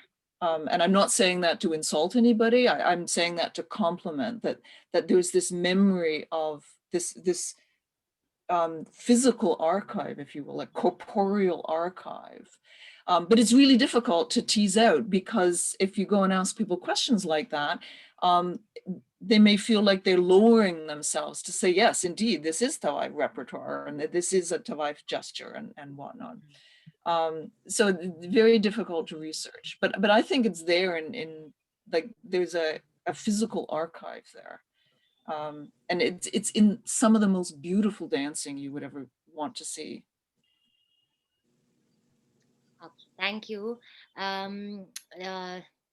Balakrishnan, would you like to answer your question? I'm sorry, ask your question. Thank you for the fabulous talk. I've been really enjoying it. Thank you, both of you, and Mahan or Anini. I just had a quick question about, I have a few questions, answer whatever you can, whatever time you have. But the first question is about the spatial setup of a performance of Kathak. So were the musicians always behind the artists, behind the dancers? And was it always a solo performance kind of thing? Was there any idea of group performances in the past in Kathak? For example, if there's, like you say, Ceylon and Nautch or something, for example, they're probably in temples and in courts. So was there a group idea in Kathak, or was it a solo performance? And I'll probably ask all of it, and then you decide how much you can answer. The other thing is around, there was Pakhavaj and Sarangi and much, and then you have your sitar and tabla and all of that. So when did that happen? Was it about 17th, 18th century? Or when it was Pakhavaj and Sarangi, was the music that they danced to was more Drupadish, and then later it became more Tumriish? I don't know. I'm just asking if there is any, because temples, Pakhavaj, Drupad, it could be wrong. So that's something. And the last question is about Makhlaka Bai Chand, who's from the Deccan style, she lived around 1700s to 1800s in the Deccan court. So is there a Deccani style today very prevalent, or is it not very there? Because she's supposed to have been, she's one of those first Urdu poets that has been documented in some sense. So she's supposed to be a Kathak dancer of the Deccani style. So is that style still there? So that's it. Answer whatever you can. I mean, I just threw a few questions that I had. I'm sure there is a paucity of time. So thank you, and lovely talk, both of you. Thanks. So I'll speak about the performance setup. So I'm going to drop the temple one, because my argument is that Kathak was not in the temple. There may have been people in the temples doing as priests or whatever, who perhaps are documented using the word Kathaka. I don't know. There was a mention in the chat there earlier, but I don't think there's a connection. Although you can, so I'm going to drop the temple one completely. So the salon performances, the Nautch, and we know this from the travel writings and also from the iconography, that sometimes there were 3 women, and one would be the main singer, the main dancer, and the other 2 in assistance. So sometimes there was group performance, and we can see this in the iconography, not like a big troupe. It's not like a corps de ballet or something like that. That doesn't belong at all. But sometimes 3, but sometimes a solo dancer with a small ensemble of sarangi and tabla. And the musicians stood and they tied their instruments around in a shawl. So as the dancer moved, they moved as well. However, sometimes she would sit and sing and then stand to dance at the end. In other songs, she would sing a verse, dance in between the verses, and then sing the next verse, and then do abhinaya or move or dance gat or whatever. So, but if you think of a salon, there's only so much space, but also she would move around the space, or the 3 would move around the space. Then you get the revival and the placing of dance and music on the proscenium stage. And then it changes very much, because you've got the distance between performer and audience. The audience is apart. And a lot of the smaller gestures and especially facial expressions get lost. I mean, if you think about sitting in the balcony of Kamini Theater, there's no way, right? Or maybe you have binoculars, although the dancers are still doing it, right? But it doesn't have that same immediacy. So, yeah, I mean, things getting faster, things getting more flashy and so on, because they can fill that hall rather than that subtle, eyebrow gesture or something that it doesn't come across in the hall. And at that point, you get the musicians at the right-hand side, sitting on a platform or a carpet at the right-hand side. And also the orchestra gets bigger. You add the sitar and the pakavaj and the harmonium and sarangi, and then there's somebody reciting, and you have like 12 people all sitting at the side of the stage. So I don't know if that answers part of your question. Thanks. I'll pick up the Malika Bai part. So, the Deccani style, and I can refer you to the book, The Son Malika Bai Chanda, and, the wife in Nizam's court.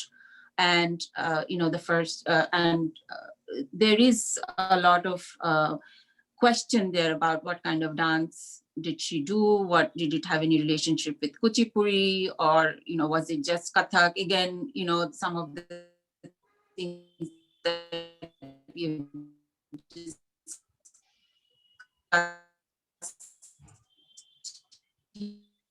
here is that they really know what we call it Kathak now. It's a modern term to call some of these dancing and music that was going on. But the Tavaif community, there is, from my research, I've seen that because Malika Bai Chanda taught women performers so there is a lineage, there's a Tavaif lineage there in Hyderabad. And there is a particular area where they used to live, because she also had a lot of land grants. So that was the way these women were actually teaching other women. But I think some of it is now pretty much lost. I mean, these are areas of research one could go and do. I have personally not done it. I've just read about these things here and there. So you might want to look at Scott Kugel's book. It might give you some idea about what was there in Deccan.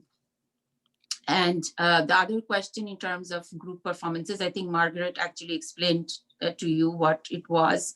I have looked at photographs, again, and paintings, mainly photographs of the wives from the colonial period, to see some of these very questions, right? Like, were there a group of dancers? And one of the things that I have researched, haven't really written a paper on it, but one of the things that I've been very interested in is to think about Qawwali and Kathak. Because the connections, musical connections are so obvious, but Qawwali is supposed to be a male performance, right? It's a male, majlishi sama. It's a kind of Sufi performance where it's only males, and women are not part of that discussion. But in Bombay films, in Bombay films, you see, like, they invented this female qawwals, right? Bombay films is magnificent. I mean, just imagine. So they invented women singing and doing qawwalis. So they invented the female qawwals, people say. And my argument has been that, oh, no, but we just really don't know exactly how these things were. I have no idea whether there were female qawwals in the past, but group of women, this is a really good question. You should investigate this group of women performing together. Were they singing together? What were they singing? I've just looked at photographs and tried to imagine, like, did it have any relationship to Qawwali singing, right? Questions. We have more questions than answers for Kathak a lot of times. Thanks. Because I'm from Hyderabad and somehow I've read a lot of Maklaka's poetry, but I haven't heard a lot about the Deccani style, which is why it was, Thanks for... No, that's a great, and she is supposed to be the first women poet, right, to have written that diwan. I mean, yes. This has been my frustration, that going back to the fact that Kathak repertoire have been shrunk, because all these women were writing poetry also. Look at Gaur Jan, Malka Jan, they were poets, they were writing poetry. So what were they doing? They were writing poetry and dancing and not dancing to their poetry? Yeah, I mean, these are musicians, they must have been singing and dancing to. So this is why I say that so much of it has become Bindadin Maharaj, and so much of it is male that we've this is how Kathak, the repertoire is around the Thumris of Bindadin Maharaj. This is all we are taught. We are not taught female Thumri writers and their songs. And so the repertoire, like the way it exists today, I think it has been completely diminished. We've lost a lot. And so more and more women should be, men, women, whoever, should be making more and more these dances, looking at these kinds of poetry from the past, I think. Because Maklaka's, all of her poetry is so, I think, suitable for lots of these. Thanks a lot. I won't take any more. Krishnan should leave now. I have Abhay waiting for a long time now. No, thank you so much. Firstly, thank you so much for organizing this, and I've really enjoyed your talk. I am a young Kathak dancer. I'm only 18 years old, but I've been learning Kathak for about 14 years now, with actually Sanjukta Didi, who's Guru Sanjukta ji, who's on the call. I have a little bit of a comment as well as a question. Please do bear with me. For some reason there, at least from what I understand, there seems to be this tendency and almost this need to exclude. In the past, it's been based on, as Pallabi ji said, the Muslim people or the women. But I'd just like to say that we sort of talk about this exclusion as it's a thing of the past, but it's also a thing of the present, right? Because personally, being a male Kathak dancer, I have been actively discouraged from doing Kathak. I happen to be the only male dancer in my class. When we have this webinar and sort of reflect on the fact that in the past, there has been this exclusion of certain groups, when we have a webinar tomorrow, it's going to be about how young boys have been excluded and discouraged from dancing. I'd request you to please comment on why you feel that you know, the Kathak community, but also society at large, for some reason, has this tendency to exclude certain people from certain things. Yeah, that's all I have to offer. And I hope my comment made sense. But thank you so much for this once again. So the short answer is power and control. That you exclude certain people so that you can concentrate ownership in a small place. But as far as men and dancing, I think this is global, and I don't know what to say, because there are books in the about Western dance, about ballet and men who dance. There's a essay collection entitled "Men Who Dance." So I'm sorry, I can't solve that one for you. It's very sad. I hope that you persevere, and I hope to see you dance at some point. But yeah, the short answer about exclusions is concentrating ownership and control in a smaller place, and pushing away people that may threaten that ownership and control, or maybe, you know, like setting up a rival court or something like that. I may not go further on that, but yeah, like there's all kinds of critical literature way beyond the dance world about this type of thing.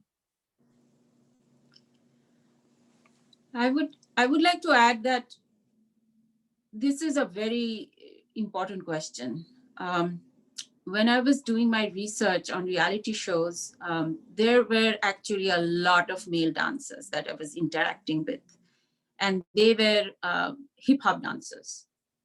And they, in fact, it was sometimes quite awkward for me because they really kind of, like the classical dancers, look down upon Bollywood dancers or reality show dancers. The reality show dancers also have certain opinion about classical dancers.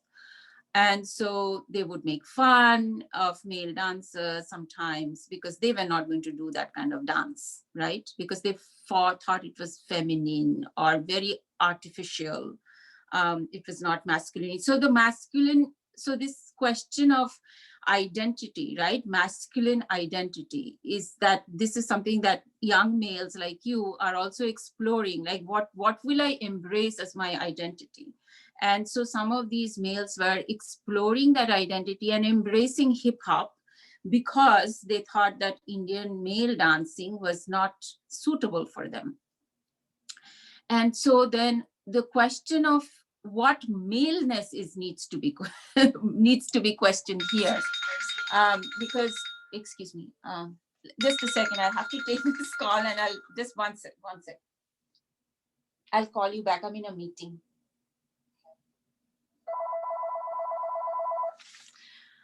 So the question of this construction of masculinity is what we should ask, right? That who, because in the past, it seemed like we did not have these rigid understanding of what a male should look like. You know, look at the Angarakha, what Kathak dancers were wearing. So this kind of idea of this female and male were different before, and now it's very much influenced by Western notions of masculinity and this kind of binary of male and female that we've gotten into.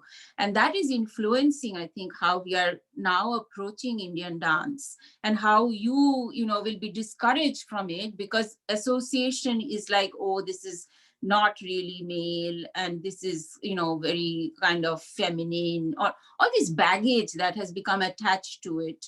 And yet, you know, in our society, in Indian culture, you always found this fluid identity of male and female was not so binary.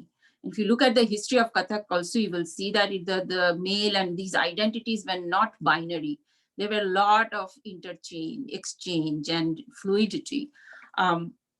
So I would say that that kind of keeping out is a toxic masculinity, and you should absolutely fight against it. No, thank you so much. Thank you for your comments and response. Thank you. It's actually moving along really interestingly to the question from Sagar Kama. I don't know if we can hop there. Oh, wow. We've said soon. We've already been putting Sunil on hold for too long now, so I'd really like Oh, okay. Sorry, Cindy. question. No problem at all. In fact, it's a wonderful coincidence to be going after Abhay. And my question was sort of in the same realm. Professor Walker had communicated with you 6-7 years back when I was actually trying to reconstruct Wajid Ali Shah's Rahas and Kissa Radha Kanhaiya Ka.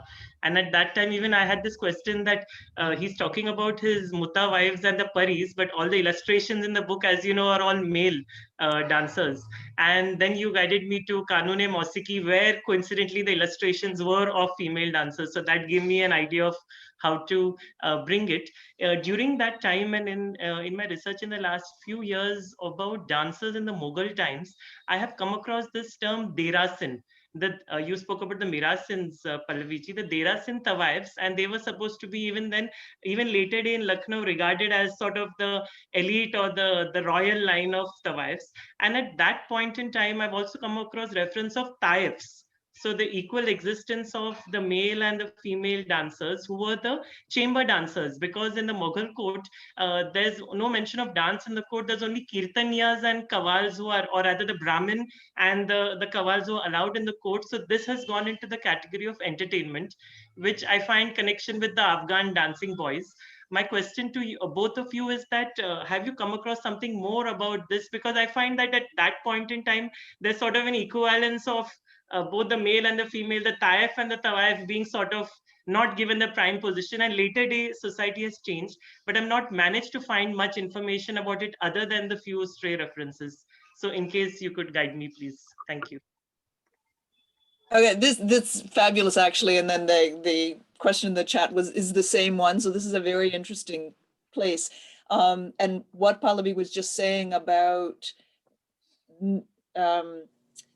the binary, the male-female binary, and I would say it is, this is colonial, this is Western, being put on other parts of the world, and also within Western society, putting it on parts of Western society that are not binary. So yes, this is a silent story, but once you start trying to tease it out, the Mardana Tawaif are everywhere.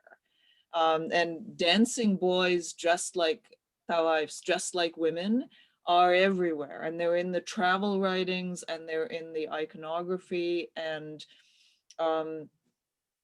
so I've done a bit of research on this. I actually, it's something, I've sort of moved away from Kathak. I'm applying my critical historiography to Western classical music and trying to pull it apart. It's European superior. Needs to be pulled apart. So I've gone after my own culture at this point, but this is research that I need to get published. I don't know if you know the work of Anna Morecambe. I'm trying to, I'm looking over on my bookshelf and trying to find her book, because for some reason I always forget the title of it. And I even reviewed it. It's a fabulous book. If I remember it, I'll type it in the chat. But Anna Morecambe, M-O-R-C-O-M, or if somebody Illegitimate, illicit dance. Illicit worlds of Indian dance. Thank you. Yeah. Yes. So that's worth reading, about her absolutely fabulous research on the question of gender fluidity in the dance world.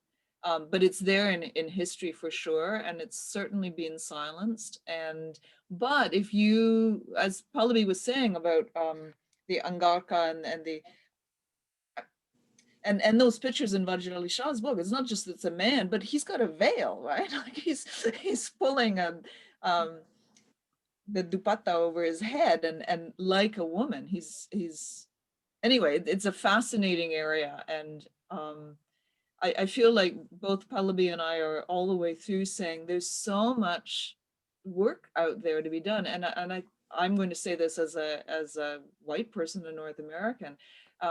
Please, Indian scholars, the world's your oyster, and they treatises are in Indian archives, and they're in Indian languages, and yeah, there's so much fabulous work that hasn't been done yet. So I know that's a bit of a teaser, but it's that evidence is there. It's just pulling it out. Yeah, I would just like to add also, if you look at Wajid Ali Shah's Indra Sabha, this is one of the articles that I shared. And that has these paris, fairies, Lal Pari and Nil, and I think there was a green pari or whatever. And these pictures are there in Beauties of Lucknow. There is an album that came out. Now, if you kind of search these things, you will find them on the internet. And you can see, if you look, 1874 Beauties of Lucknow by Tanveer. and if you look closely, you will see that some of these are males who are dressed as female paris, who were in his court. So this kind of, gender fluidity or, dressed, males dressing as women, this is all over Indian dance. It's not just Kathak. And so it is so important, I think, for, the post-colonial in this context to question, what is being given out to us as this is male dance. I mean, the way also it has been kind of Tandava is male dance, Jaipur Gharana is more footwork and rigorous. And I mean, I think some of it needs to also be questioned in terms of what is male and what is female. Tandava and Lasya, right? I mean, if you should start from all the aesthetic issues also, like Tandava, Lasya, male, female, like what does these things mean? Thank you for the references. And just one follow-up, if I could have, in terms of like when we say Kathak and the word coming into existence in the 1920s, many people whom I speak to from a historian perspective say that all dance before that is not Kathak. While I, as a Kathak dancer, would like to think of it as an evolution, like just from apes to humans.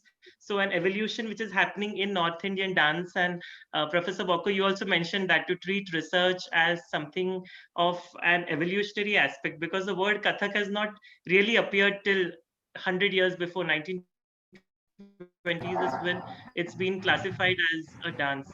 So how do we reconcile with historians when as dancers we step into this world of researching the medieval period, like Nartan Nirnay and all these texts? They don't have Kathak, but they have Kathak-like movements or things that we can gather from. And that's where, as a researcher, I sometimes find difficulty. If you could please shed some light. Well, I sort of addressed that at the beginning, but I'm very hesitant about the word evolution, because evolution seems like I said, we take where we are now as the most valuable moment and then look for this evolutionary trail. And this is not something that happens in India. This is something that happens everywhere. So I'm really, I don't like that concept of evolution, that this led to this, led to this, led to this, and then yay. In Western music, it's Beethoven, right? Like, hooray, we finally got it figured out. So I see dance history as, if you imagine a whole bunch of streams and rivers, and some of them might come together and you have something that happens for a while and then it all comes apart, and then so Kathak is one of those sort of confluences. So yeah, and I mean, as far as being a performer, if researching the past makes you a better performer, then do it. If researching the past confuses you as a performer, don't worry about it. If believing that Kathak is a temple dance makes you a better performer, then why not? If questioning and researching gender fluidity in the past makes you a better performer, then why not? But I think the question about teasing apart these questions of evolution and origins and so on, it goes back to that question of consolidation of power and somebody making a decision about this is Kathak and this is not Kathak, and you are a Kathak dancer and you're not authentic because, you know, whatever. So I actually, at the end of my dissertation and my book, I say just that, like if you're interested in this, good, but if you don't like it and it's getting in the way of your performance, then, you know, don't worry about it. But I would be very careful of this question of evolution. I 100% agree with her. because I've been also, questioned about evolution, and that you should be thinking about history as evolution. History is not evolution. Evolution, the term itself is biological, and then it also has all kinds of, we've talked about linear history and what Margaret was explaining. I would suggest if people are really interested in history, don't think about history as evolution. Sagar, can you unmute? Yeah. Hi, hi Balamashi. I just wanted to elaborate on the gender discussion that we were having. This is something that I have followed Dr. Chakravorty around for a while with. But could we talk a little bit about how sexuality is also discussed within terms of Kathak? As we know now, it's all Cherchar and like Radha Krishna. It's very heterosexual in the way we understand it. Is there any, like we talked about, if there is gender fluidity, is there also sexual fluidity in the way that we understand Kathak and how it was performed?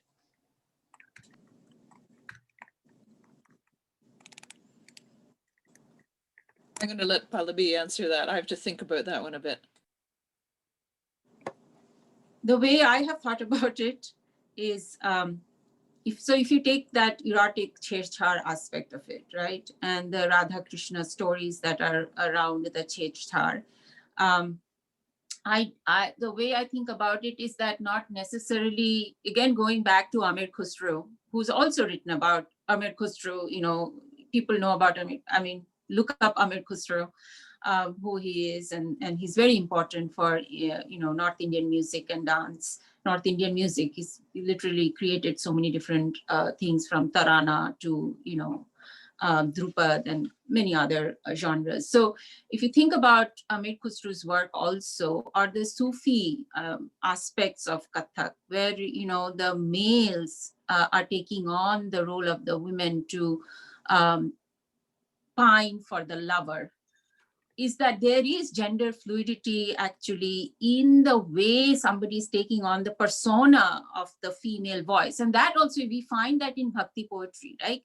In Sri Krishna Chaitanya, if people know Vaishnavism, like that Sakhi Bhav, the Radha Bhav, where males are taking on that particular Bhav, the feminine Bhav, to pine for your lover. So the understanding from my perspective, the way I look at these poetic genres is that, and which is connected to Bhakti, Sufi, these kinds of erotic longing, is that it's not about your physical sexual body of, oh, I am the female body, it's about taking on the persona and of the longing that is inherent in this kind of longing is, of course, it's erotic, it's sexual longing. So regardless of whether you're male or a female, I can be a male longing for a female, I can be a female longing for a female, I can be a, biologically, I can be a male longing for a male, if you know what I mean. But I'm just taking on this persona of Radha and Krishna because the longing is so deeply etched in these kinds of poetry. Yeah, I think Sanjukta. Keep doing it. Keep unmuting. I keep I forgetting. will add Sanjukta as Scotland. Yeah. Hi. Hi, I just wanted to thank you for a wonderful session. It was wonderful listening to this. And I had actually done a history of Kathak project with my bunch of students. And one of the questions a young student asked me was, Didi, where does history end? And I thought that was a fabulous question. And I think it lives on, and we have to admit that this is not the linear, easy history that we have learned. It's a fractured history. And the fractured history, I think, is going to determine what we perform next and what we choose to dance and how we choose to dance it and who we also identify as our lamp posts, that I draw from this person and that person, and that has to grow more than a linear guru shishya tradition that we have been told is how the dance is passed on. So I just wanted you to respond to what happens now, and also respond to the idea of the classical, because Margaret very rightly said that just the idea of classical, the word classical is something we inherited from the West, and this whole hierarchy of forms that has caused is very, very problematic. So is it time to overthrow classical dance? And also, why don't we ever talk about the Criminal Tribes Act? Why don't we ever talk about so many performers who were illegitimized and were actually proclaimed as criminal, and we have to carry that very violent history also as part of our heritage to carry on further. So I think it's so, I'm so grateful to you to giving me this view of history, because when I read Bells of Change, I said, wow, the Kathak classroom where I have been dancing becomes the central point of writing history. Like that middle class student who went to her teacher becomes the agent and not a certain guru from the past. So that was a very interesting idea of even how history as a subject has changed, and we need to bring these other ways of looking at history into classical dance pedagogy. So I would like you to comment on what now, how do we go ahead in our teaching, in our performance? Seize the day. It's up to you.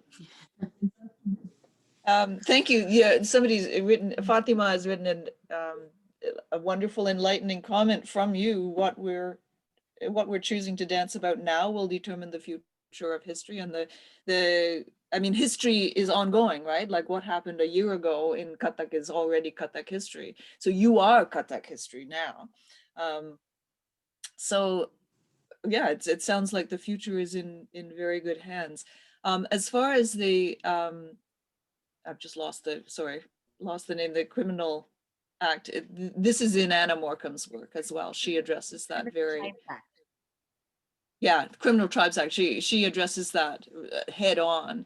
And there are a number of books being put up in the chat. Probably people know this, but if you go on the bottom of the chat and click the three little dots, you can save the chat. So there's a lot of really good websites and links and books and comments and everything there.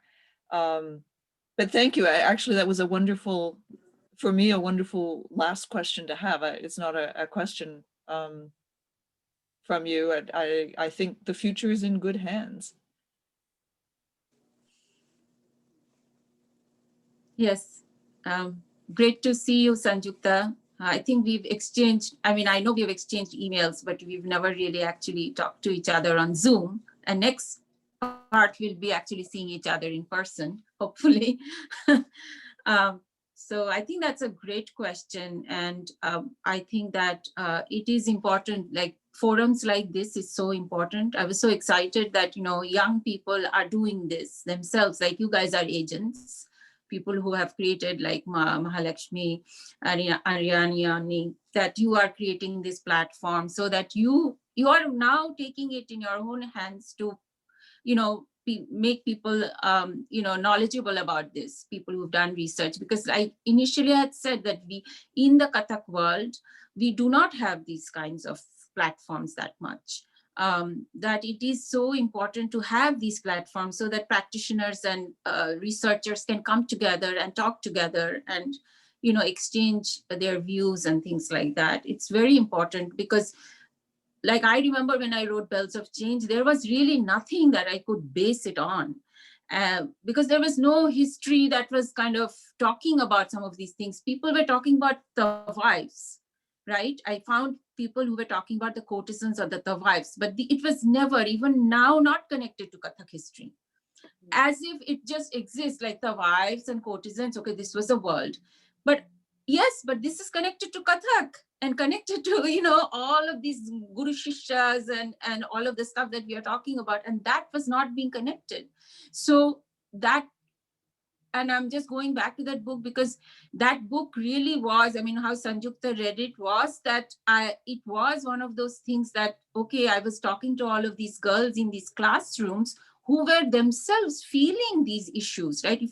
There is this questioning of the guru system over there, and these women were not established dancers. They were not coming from a great socioeconomic background, but these questions are there in the dance world among practitioners who are not getting an opportunity to actually voice their curiosity. So this is a question of, you know, how do we make people curious? Because sometimes the Guru Shishya Parampara takes away curiosity. And this is what worries me as a teacher, that you cannot take away curiosity from young people, that you should question everything, and you have to have some kind of, because we don't give this kind of a platform, that people become very unbrave, if there's such a word, that you have to, because if you're so afraid to ask questions, if you're so afraid that you might be delegitimized, ostracized in whatever way, then you can't ask questions in a really open manner, which is there in the Western world. People ask whatever question they want, but we are not allowed to ask these kinds of questions in the dance world, right? So that's why I think it's so important to kind of do these kinds of platforms so that people feel that space. You talked about the safe space, that I can ask any question. It might be a stupid question, it can be a really important question, doesn't matter, but we have to keep questioning and being curious, simply being curious. Yeah, I also wanted to say something about this, about, you know, moving forward and where do we go from now. I think even what we've discussed, Sanjukta, at the last session at Discouraged, and what we keep talking about. I mean, the platforms aside, I know that our events happen every once in 15 days, sometimes once in 20 days. But how do we keep a continuing conversation going about these things? I think you already know the answer to this question. In fact, you were one of the people that actually gave the answer to this, that your own question, which is that it all has to start in the classrooms.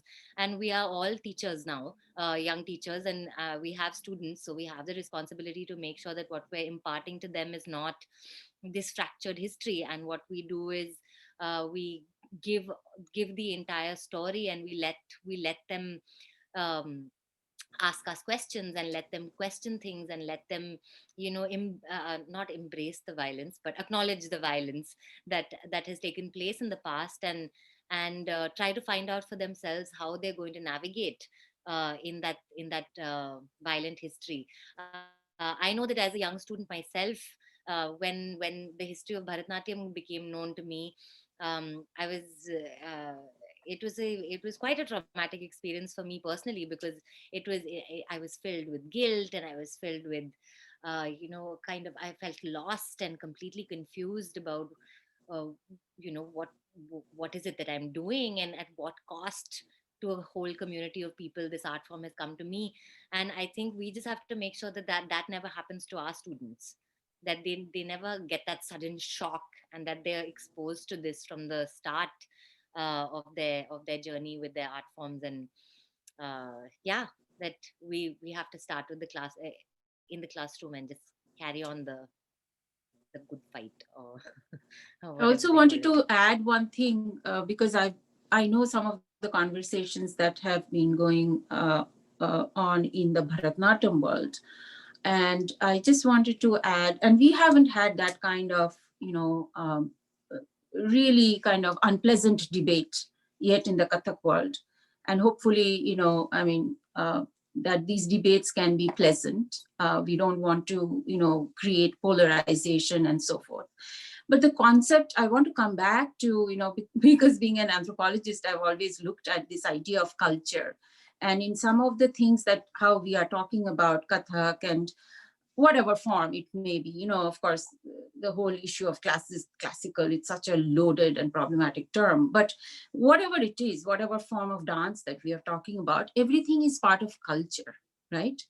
And so the culture question becomes like whether it's Bharatanatyam, whether it's Kathak, who is the dancer, whether it's Kathak community, where are the Mirasis, or where are these Devdasis, or whatever it is, Sadir, whatever it is, all part of culture, whatever way you want to talk about culture, but it is part of, that is an unit that we talk about. Dance is not outside of the cultural domain. So then how do we think about culture itself? Culture is not owned by anyone. Culture is not, so just like the Kathaka community cannot own culture, right? The Mirasis also can't own culture, that Mother Manoka can't also own culture. None of us can own anything.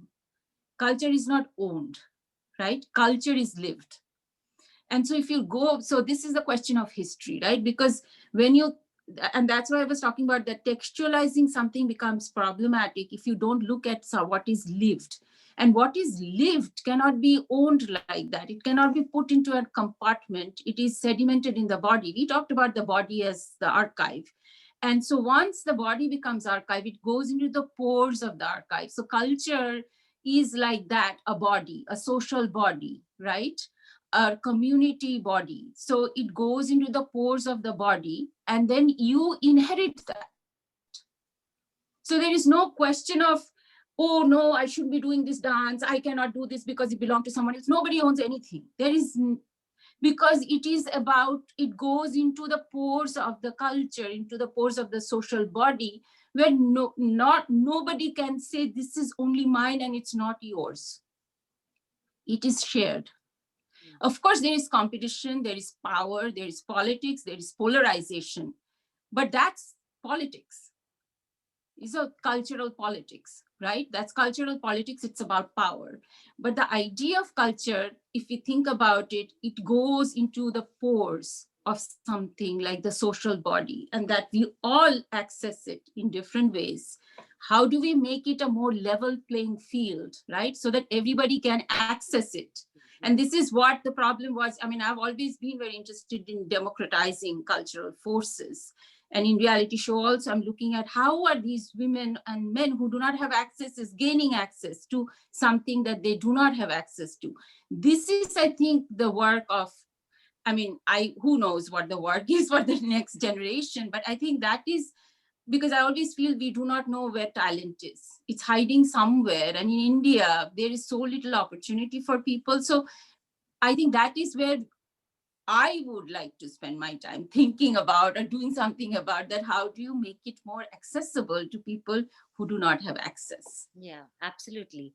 And I think it's also, I mean, what you were saying about ownership, exclusive ownership is also a kind of exclusivity, which I mean, I think what we should be aspiring towards is inclusivity in the arts. Exactly. And yeah, I completely agree with you on that.